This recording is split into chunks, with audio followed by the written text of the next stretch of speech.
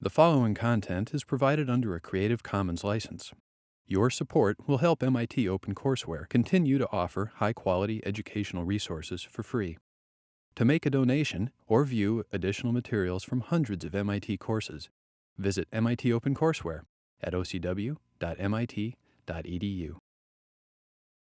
Last lecture on sorting. Yay. And it's one of the coolest lectures on sorting, I would say. We're going to talk about linear time sorting, when it's possible and when it's not possible. And this lecture sort of follows the tried and tested mathematical structure, which is theorem, proof, counterexample. So we're going to start with a theorem, which is that sorting requires n log n time, at least in the worst case.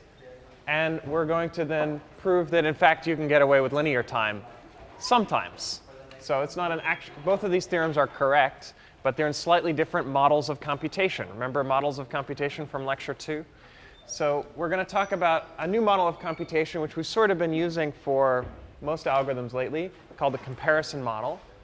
And it's a model of computation that's really useful for proving lower bounds, which we haven't done much of yet.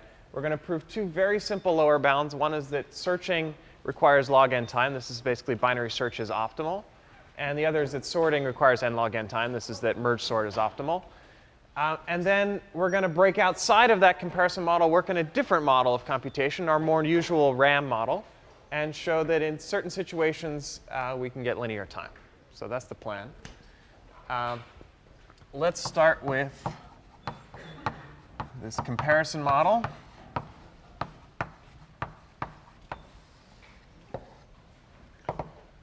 So the idea in the comparison model is to restrict what kind of operations we can do to be comparisons.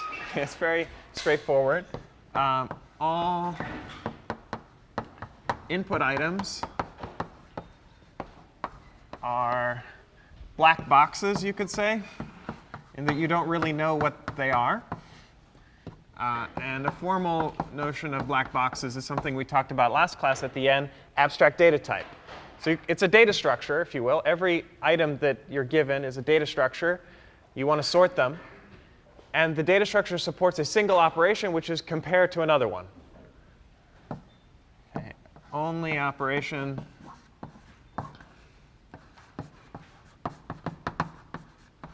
allowed. I guess I should say plural, actually, are comparisons. I'm going to be nice, and I'll let you do less than or equal to, greater than, whatever. I guess there's only one other. Well, there's two more. Greater than or equal to, and equals. OK, so you can do all the usual comparisons. You get a binary answer, yes or no. And those are the only operations you're given. And basically, the last 4 lectures have all been about algorithms in this model. So merge sort. It moves items around. It's changing pointers to items. But the only way it manipulates items or evaluates them is to compare one against the other. Heaps and heap sort also only compare. Binary search trees only compare. Everything we've been seeing so far is about comparisons.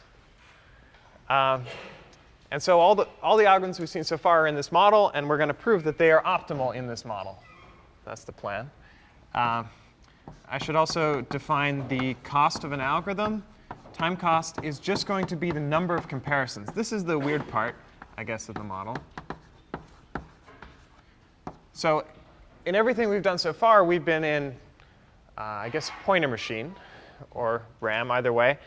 We've been showing like binary search trees or AVL trees, you can do order log n time in the regular notion of time. But in particular, they do order log n comparisons. And what we're going to show on this is only interesting from a lower bound perspective. We're going to show that even if you just count comparisons, you can do whatever other crazy things you want. You need log n time to search, and you need n log n time to sort. So that's our goal.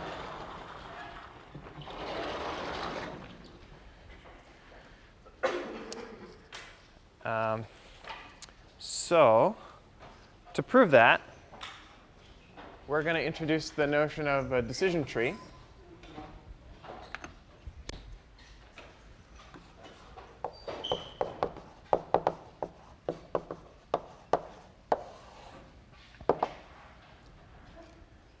So the idea is the following. If we know that our algorithms are only comparing items, we can actually sort of draw all the possible things that an algorithm could do. So any comparison algorithm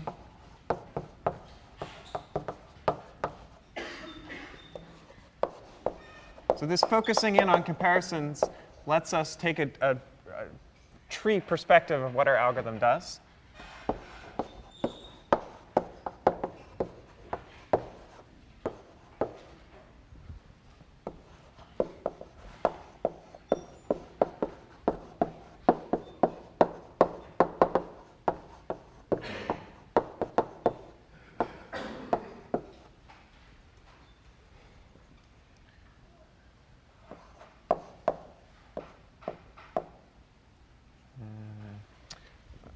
Let me change this a little bit.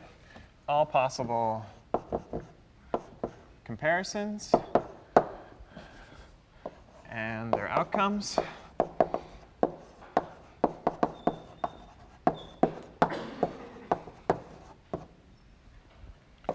And the resulting answer. Okay, I think this will be a lot clearer if we look at an example. So binary search. Binary search, simple algorithm. Look at the middle, compare it to the item you're searching for, go left or go right. And our idea, I didn't write it here,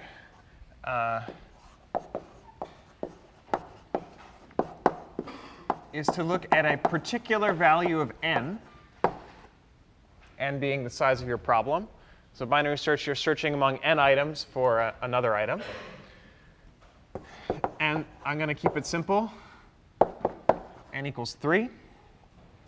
And I think I'm going to go a little wide. Let me use a whole board. So n equals 3, we've got our array, say, index turning at 0. Pretty simple binary search. Look in the middle, go left or go right. But I'm going to write out this algorithm explicitly to say, all right, first thing I do is compare, is A1 less than X? That's in all cases, no matter what the array is, as long as n equals 3, this is the first operation you do. The answer is either yes or no. Okay, if the answer is no, that means X is less than or equal to A1, so it's to the left. Then we compare with A0. We say, is A0 less than X? The answer is either yes or no. The answer is no. We're kind of done. We know that X is over here. Or it might actually be equal to A0. So it depends. If you want to figure out whether it's equal or less than, there'd be one more step. But I'll just stop it here. We'll say, well, in this case, X is less than or equal to A0. I'm going to put it in a box, say that's done, where the circles are the decisions. Okay? If the answer is yes, there's no to this question, yes to this question, then you know that X falls in between here. Probably need a wider box for this. So we have A0 is less than X. That was the yes to this.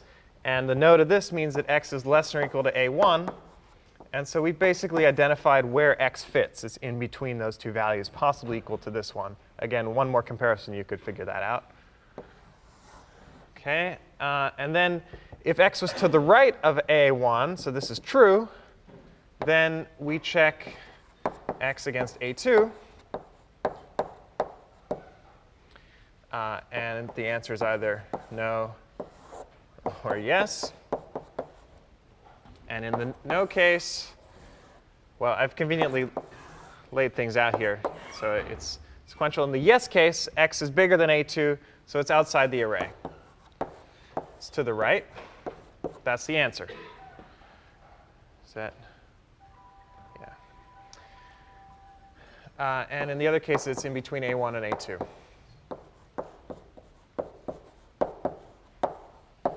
OK. It's a tedious process to write out an algorithm like this, because a binary search, it's not so bad. But if you tried to write a sorting algorithm out like this, where the answers are down at the bottom. Here's the sorted order. And all of the comparisons you do here, the tree will actually be of exponential size. So you don't actually want to represent an algorithm like this unless you're just trying to analyze it. But it's nice to think of an algorithm this way because you see all possible executions all at once. Okay, so let's see. Let me talk about some features of this tree versus the algorithm. So every internal node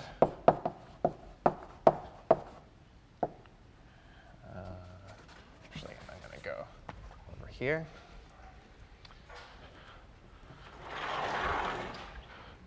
So we have a decision tree, and we have an algorithm that decision tree represents. And so when we have an internal node in the decision tree, that corresponds to a binary decision in the algorithm. Okay, in this case, we're only looking at comparisons. Slight technical detail, decision trees are a little more general than comparisons. Could be any binary decision here. And everything I say will be true about any binary decision you make. But comparisons are the ones we kind of care about because all of our algorithms are doing that. OK, and then a leaf in this tree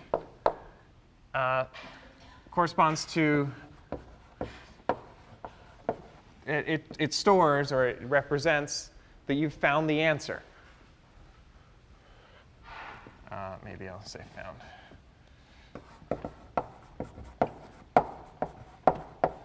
So when the algorithm terminates, returns some answer to the problem, that's what we write down here. Here's where x is in this array. And yeah, we're done. What else do we have? All right, here's some puzzles for you. If I just wanted to look at a single execution of the algorithm, what does that correspond to in the tree? Yeah? Going from the root all the way down to a leaf. Going from a root down to a leaf. This is what I normally call a root to leaf path, technically a downward root to leaf path. Good. How about the running time of that execution? How long did it take? Keep going. Log n. Log n in binary search, but in general? The length of that path, yeah.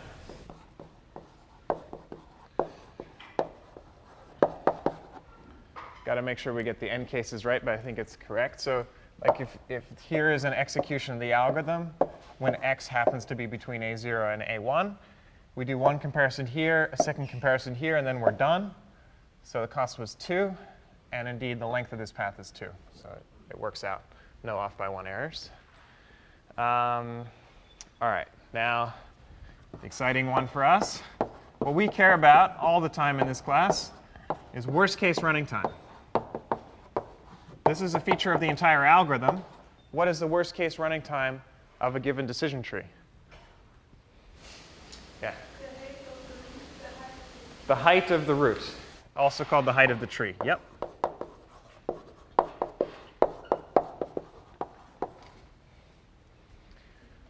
Or the depth of the deepest leaf, whatever. So in this case, all the leaves have the same level. But in general, we care about the overall height. How many levels in this tree are there?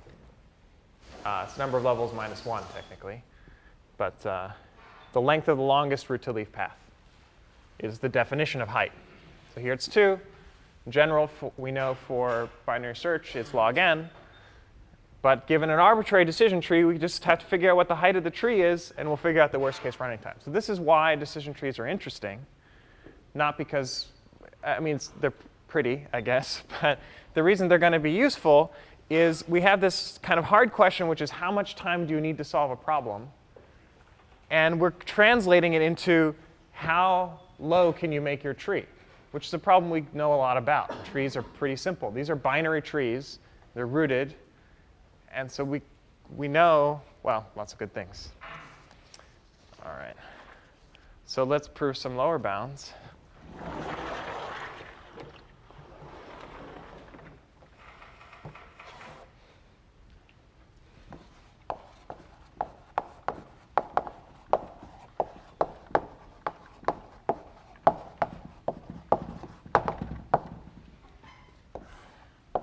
So I claim that for searching, maybe I should define the problem a little more formally. I want to claim a log n lower bound.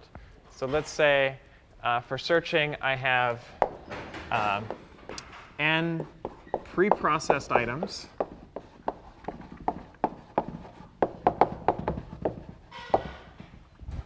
Then finding a given item among them in the comparison model.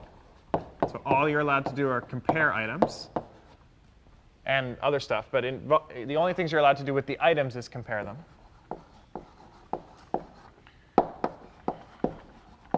Requires omega log n comparisons in the worst case. Okay, it's kind of tedious to write down these theorems, but it's our first lower bounds. I thought I'd be super explicit. I mentioned here that the items are pre-processed to mean you could do whatever you want with the items ahead of time. That's for free. So I can sort them in particular, which lets me do binary search. I could build them into an AVL tree. I could do lots of things. But no matter what I do, to find another item takes log n time.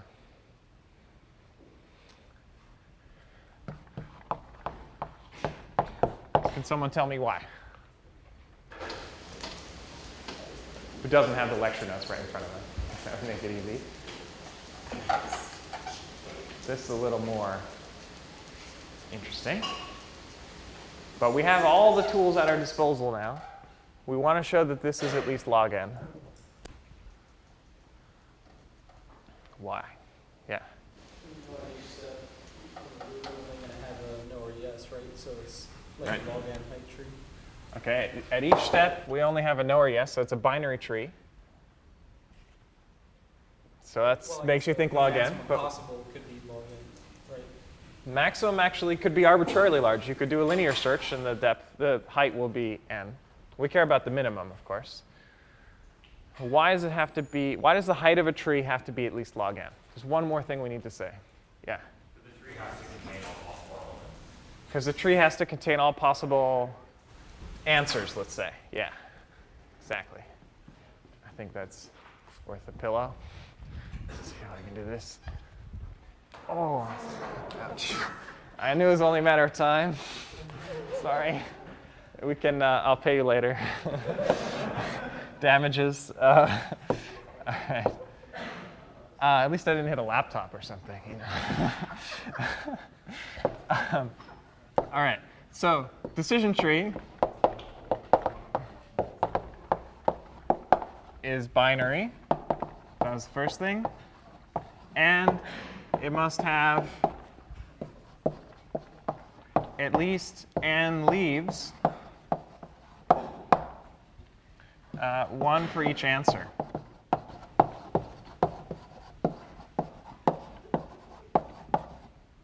At least. Now, at the leaf, you have to know what the answer is. But there may be many leaves that have the same answer. That's possible. And indeed, that will happen, not for binary search, but typical algorithm. There's multiple paths to get to the same answer. So there may be more leaves than n.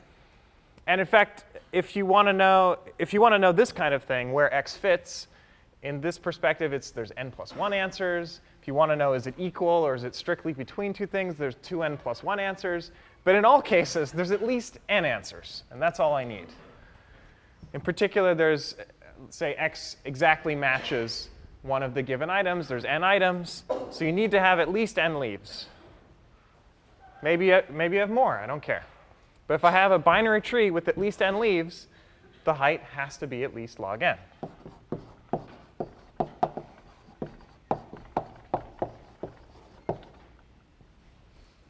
We're done. The height is the worst case running time.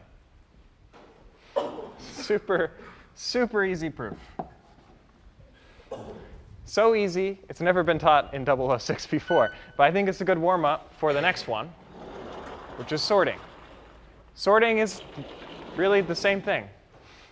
It's not going to be any harder, except that it's a little more math. But really not much more. OK, so now we know we just proved two useful facts. One is that binary search is optimal in a comparison model. The other is that binary search trees are actually a good way to solve a problem. If your goal is to solve search and all you're allowed to do is comparisons, then you need log n time. And so the search or next larger or next smaller, use a predecessor, successor, in binary search trees need to take at least log n time, no matter how you do it, even if you don't use a tree.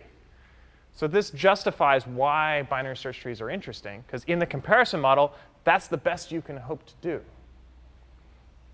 All right, so that's comforting. That's why I like lower bounds and theoretical computer science in general, because you know when you're done, at least in a given model. We're never actually done, because we can always change the model.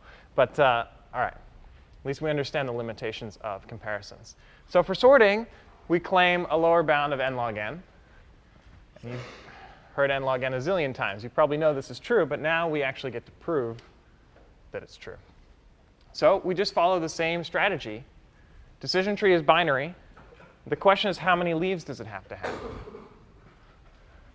So for sorting, I didn't draw an example. I'm not going to draw an example of sorting because the trees get ginormous, right? Because if the depth is n log n, the height is n log n,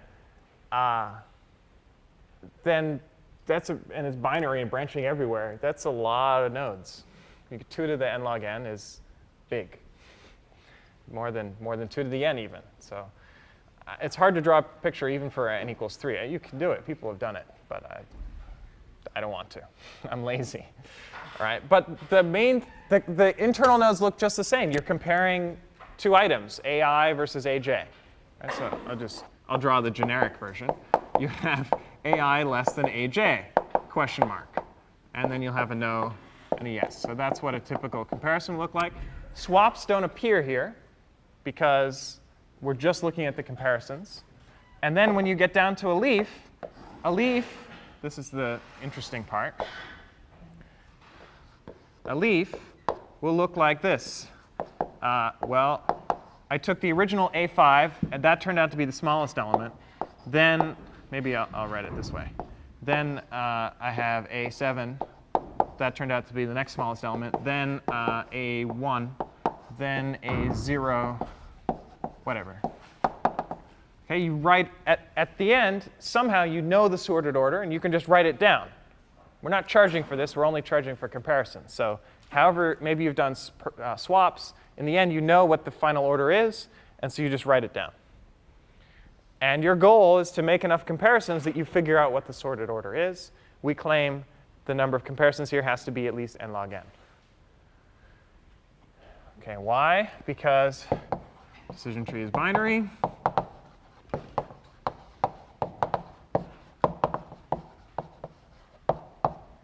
And the number of leaves has to be at least the number of possible answers.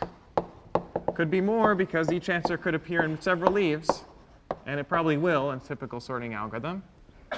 And how many possible answers are there? Louder? N factorial. Right, number of permutations. This is a permutation of the input sequence. And if all the items that you're given are distinct, there will be n factorial permutations of them. So that's the worst case. So n factorial. Now, the tricky part is the algebra say, oh, well, then the height is at least log base 2 of n factorial. Log base 2 because it's a binary tree. You can put parentheses here if you want. They're not necessary. So now I want to claim that this is n log n. How do I do that? Maybe you just know. Yeah?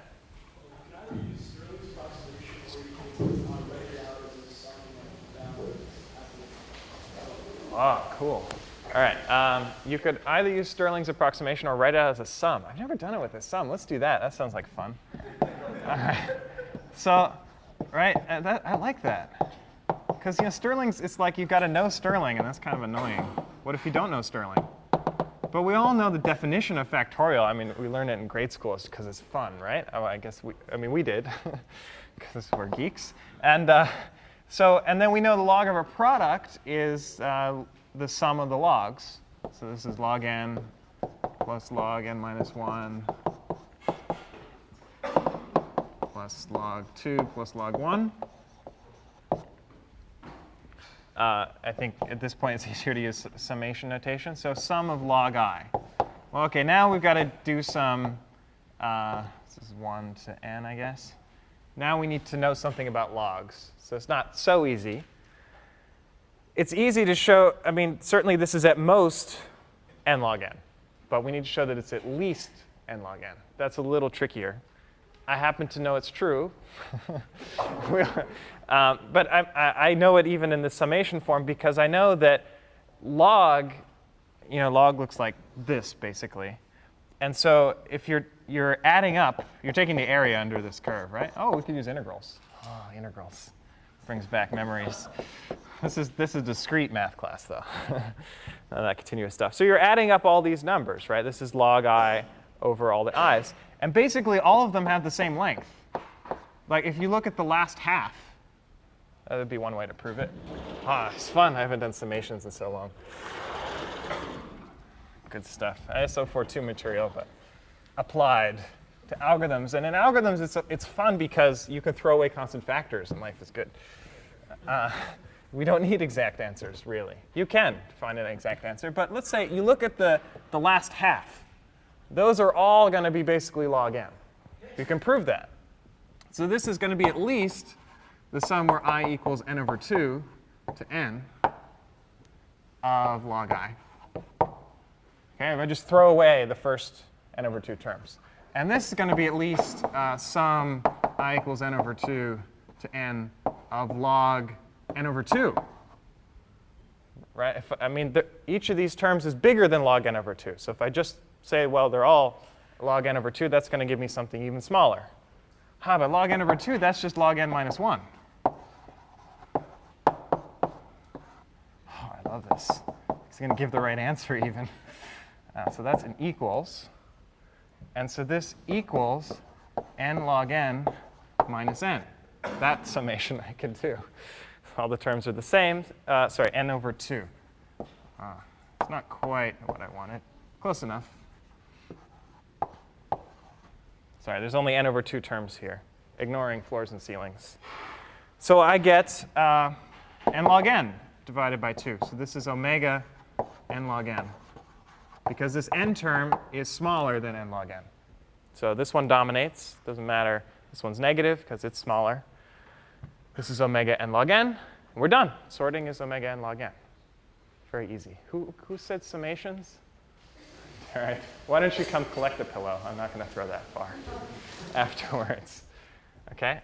That's one way to do it. Another way to do it, if you happen to know Stirling's formula for n factorial, you know n factorial is about n over e to the n times square root of 2 pi n, right? That's the, if you do, what do you call it, Taylor series approximation of n factorial, the first term, which is the most important term for us because it is the asymptotically dominating term, is square root of 2 pi n times n over e to the n. Hope I got that right. Yeah. Clearly, I've been studying. And you take logs of that, and you do the same thing of log of a product is the sum of the logs. And you end up with the right answer is actually n log n minus order n. So I was off by a factor of 2 here.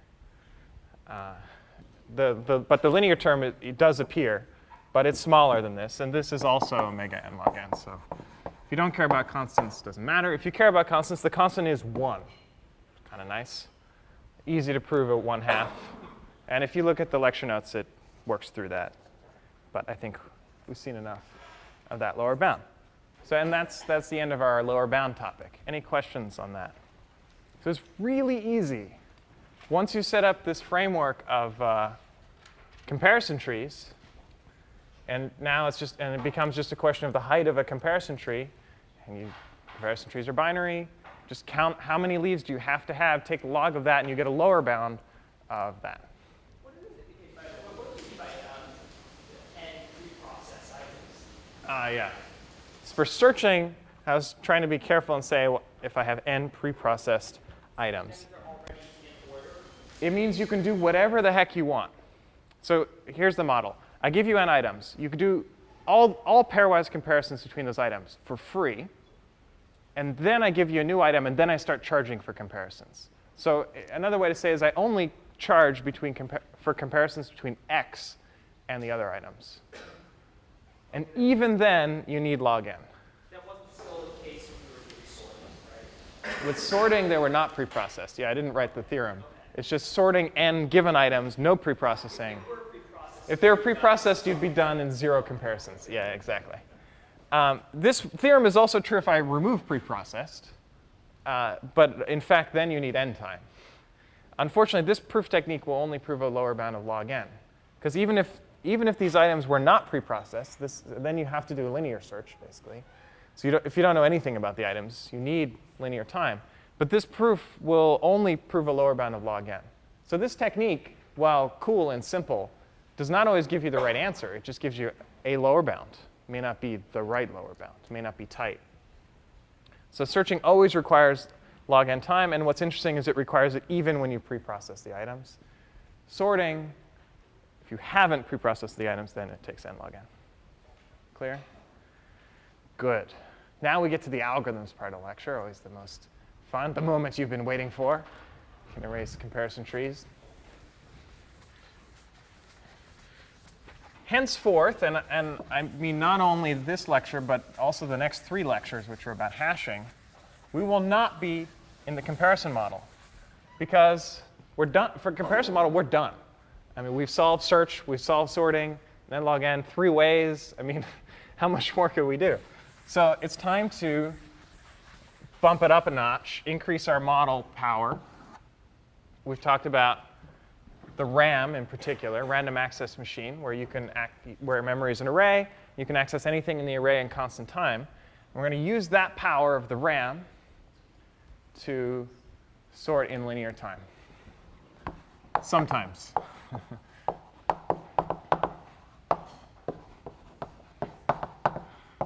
A more appropriate title for this section of this lecture would be integer sorting. Okay, so far we've been talking about comparison sorting, where the items you're given, the only thing you know about them is that you can compare them in constant time. But now we're going to think about the situation where the things that you're sorting are integers. That's a big assumption. But it's a practical assumption. A lot of the time, if you're not sorting integers, you can map whatever the heck you're sorting into integers. And usually, it's already been done because you're representing it on a computer. You've already represented your thing as an integer of sorts. Bad pun. This is an assumption. So we're assume. I'm going to be a little more precise. The keys you're sorting are integers. There's still, I'm going to put a little n here. Remember, there's n keys.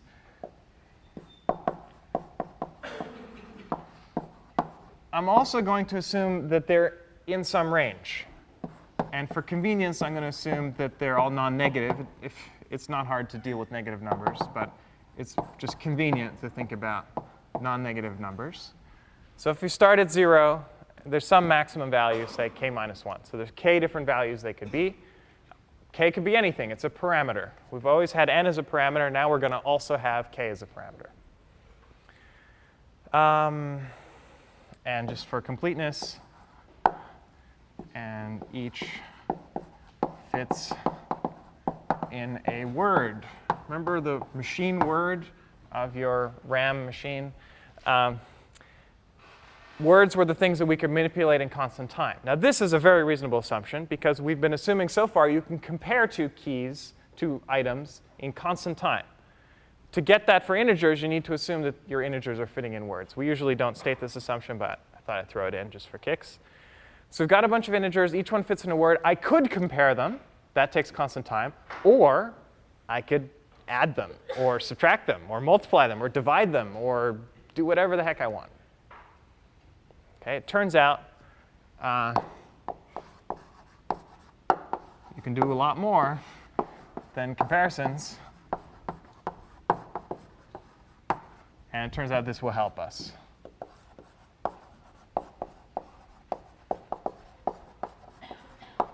I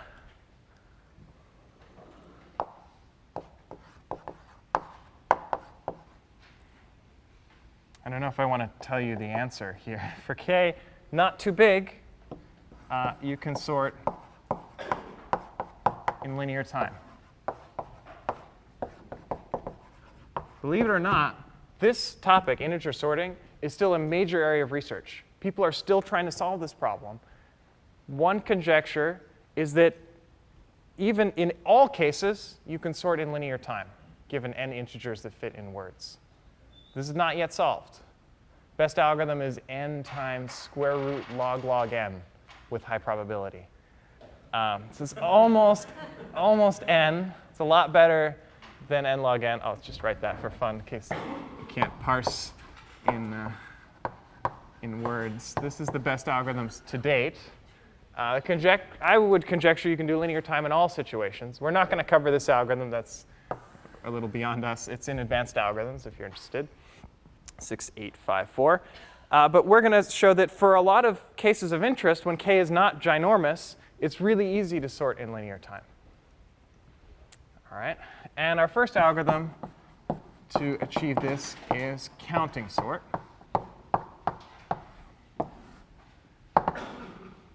Counting sort does not make any comparisons. It only does other stuff.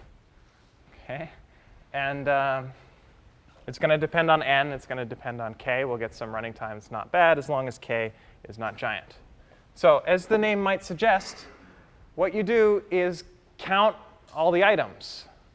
So imagine I give you a bunch of keys like 3, 5, 7, 5, 5, 3, 6, whatever. I'd like to run through this array and say, I see there are 2 3s, and there are 3 5s, and there's 1 6, and 1 7.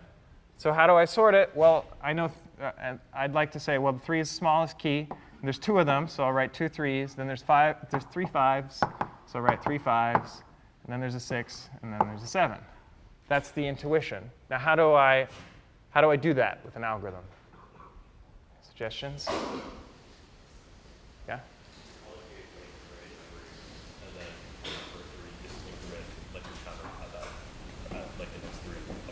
Yeah, allocate an array of memory, which is my counters. I'm going to count each k.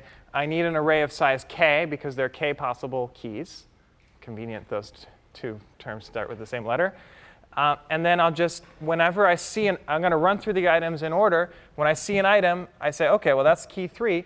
I will look at index 3 of this array, increment that counter.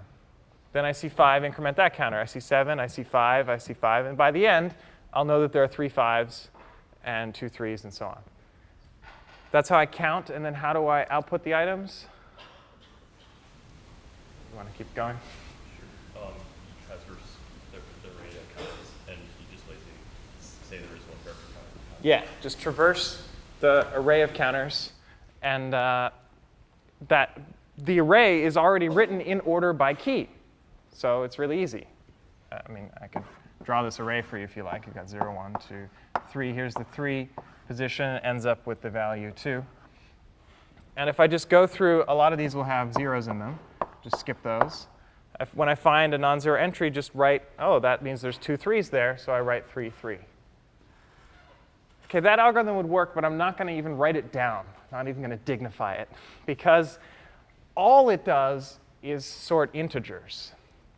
But there's a subtlety here, which we're going to need in a moment, which is why I stress it, that really we have n items. Each of them has a key, but it might have other stuff, too, that we'd like to bring along for the ride. We'll see why we care about that in a moment. But it's a typical situation. Like you have a spreadsheet, and you click sort by this column. Well, every row has a whole bunch of data, but you're only trying to sort by one of those fields, that one column. And that one field may be an integer, but there's all this other stuff you'd like to bring along. And when you say, there are 2 3s, there's this 3, which maybe has a cloud around it. And there's this 3, which maybe has a heart around it. That's about the limit of my drawing abilities. And now I say, oh, there are 2 3s, but which 3? Should the cloud go first? Should the heart go first? I mean, I don't care which goes first, maybe. I do, actually. But I will in a moment. That's another topic. But I'd like to bring that cloud somewhere. I want to put the cloud somewhere. I want to put the heart somewhere. All right, so here's a way to do all that. Basically the same algorithm. But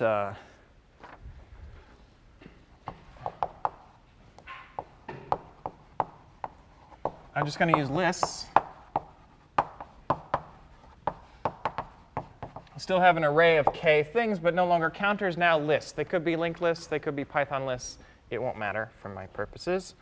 And then I'll say for j in range of n. So I'll be super Pythonic here. I want to look at the list who's at index a of j and append a of j. And then the output is going to be an empty list initially.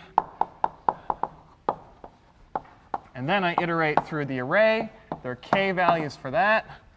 And I just say output extend list I. OK? This is counting sort, or a version of counting sort. In your textbook, you'll find a different version which does not use lists. So it's probably more practical because it uses no data structures whatsoever except 3 arrays. But it runs in the same amount of time. And this is a lot easier, I think, to think about. This is a more modern perspective, if you will. For every item, if you look at them in the given order of your array, you see what its key value is. Maybe that's not exactly the same as the item. So it could be key of x is just x. But in Python sort, for example, you're given a key function. So you take that key value. The key is guaranteed to be an integer between 0 and k minus 1. So you look at the list, that numbered list, and you just add this item to the list. Okay? But the item is not just the key. It's everything, whatever that data structure is. And then you just go through the list. You concatenate them. Okay? How long does this take? How long does this step take? N? Nope. Constant? Nope. K. Go through all the options. Sort or k time. To create an empty list takes constant time. There are k of them. Okay? How long does this step take? Just the append. Constant. Good. Remember, append is constant time from the Python model, or your favorite model, anything. We're assuming that key takes constant time because it's a word. So that's an assumption, but it's the normal assumption. So total time here is order n. And this thing, well, this takes basically the length of li time. And so when you add it up, maybe +1, because to look at an empty list, you still need to look at it. So you add it up, and you get order sum of all the li's is all the items. And then you get +1 for each of them, so you get n plus k. N plus k is the running time of this algorithm. Add those up. OK, so counting sort is order n plus k. So if k happens to be order n, this is linear time. But as soon as it's a little bit bigger, you're in trouble. So counting sort's a good warm-up, but it's not ultimately what we want.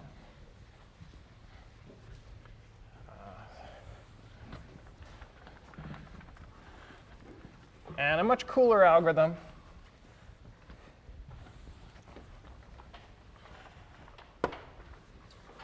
is called Radix Sort.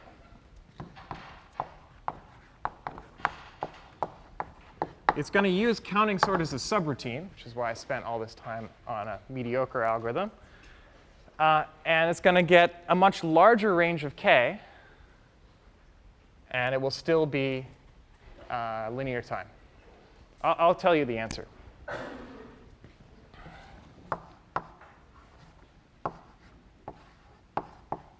K can be polynomial in n. So like if all your integers are between 0 and n to the 100, you can sort them in n log n time. That's a lot bigger. It's not just like 10n. I mean, you could do 10n here as well with counting sort. And it's not just like n log n, but they can go all the way up to n to the 100. Still be linear time. So that's what we're going to achieve. The idea with radix sort is simple.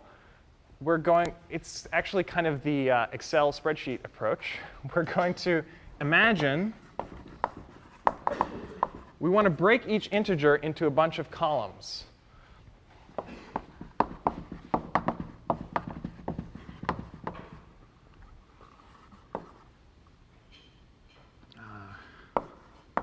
How do we do that? Well, the way we normally write down numbers, except not necessarily in decimal, in some arbitrary base b. So when I say, oh, integer in base b, well, then there's the least significant digit, and then the next one, and the next one, and the next one, some sequence of digits.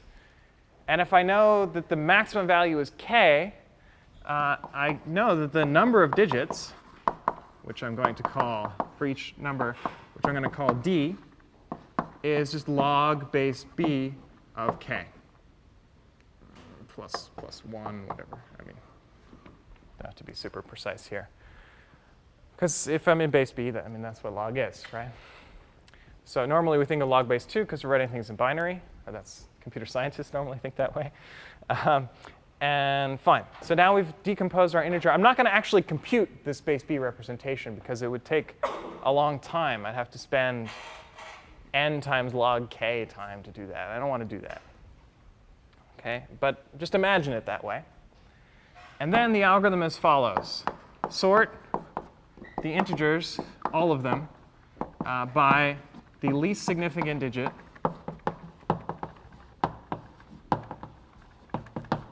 sort by the next least significant digit, ... sort by the most significant digit. So there are d iterations here for d digits. I sort all the integers by the least significant, all the integers by the next, and so on.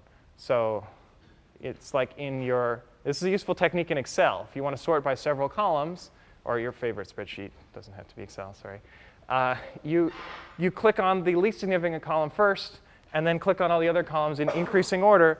You will sort by all of them, it turns out. It's kind of magical that this works. I don't have a ton of time for an example. Let me first analyze the algorithm. We'll see if we have time for an example. So there are d digits. Oh, and I'm going to sort each of these sorts using counting sort.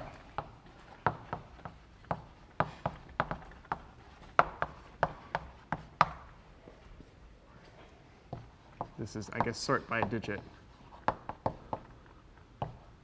using counting sort. So how long does it take to sort using counting sort in this setting?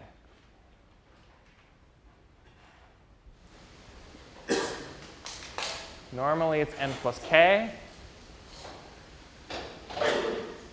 Here it is n plus b. Good.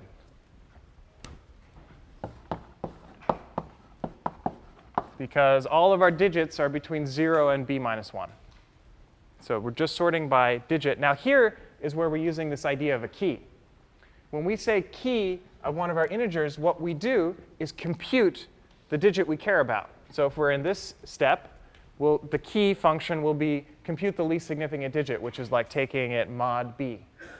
To compute the most significant digit is like dividing by b to the power d minus 1 or so. Okay? But it's a constant. You do one divide and one mod, so constant number of operations. You can extract the digit in constant time. So the key function is constant time, and so this works. We don't have to actually write them all down, just compute them as we need them. Cool. I guess we could compute them ahead of time. It's not a big deal, but fine. So that's each digit. So the total time is just that times d, because we have d steps. So it's n plus b times d. Now d was that log thing, log base b of n. I have this b. what should B be? I gotta love the English language. What should I choose B to be or not to be? That's the question. So any suggestions? I want to minimize this, right? I want minimum running time. So I'd like B to be kind of large to make this base large. Sorry, this is not N. This is K. I copied that wrong out of excitement. Just copying this over. Okay, I'd like B to be large, but I don't want it to be so large because I don't want it to be bigger than N. So what should I set B to be? N. Good choice. It's a good trick. Whenever you have a sum of things you want to minimize, usually it's when they're equal. Occasionally it's the extreme, like when B is 0 or something. B is 0 is not a good plan. Base 0 is pretty slow. So if I set, I'll write it here. This, you can prove it with a derivative or whatever. This is going to be minimized when B is, I'll be vague, theta n. Okay, so then it's going to come out to n times log base n of k. And lo and behold, when k is polynomial in n, it's k to some constant, then that will be linear. So let me write that. If k equals n to the c, or say is at most n to the c, then this is going to be order n times c. So if your integers are reasonably small, you get a linear time sorting algorithm. And reasonably small means polynomial in n, in value. That's kind of cool. And that's Radix Sort. And we're out of time. There's an example in the textbook or in the notes how this works. You can prove it by a simple induction.